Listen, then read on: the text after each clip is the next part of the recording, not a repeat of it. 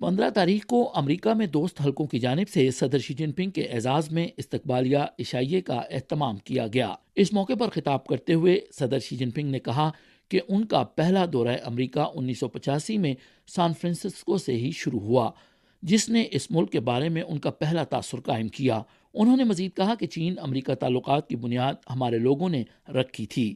چین امریکہ تعلقات کے دروازے ہمارے لوگوں نے کھولے تھے۔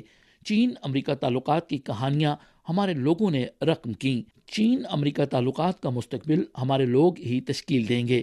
جتنی زیادہ مشکلات ہوں گی، ہمیں اپنے لوگوں کے درمیان قریبی تعلق قائم کرنے اور اپنے دلوں کو ایک دوسرے کے لیے کھولنے کی ضرورت اتنی ہی زیادہ ہوگی۔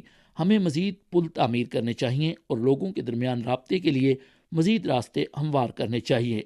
ہمیں رکاوٹیں کھڑی نہیں کرنی چاہیے یا کسی قسم کا خوفناک تاثر پیدا نہیں کرنا چاہیے۔ شی جن پنگ نے مزید کہا کہ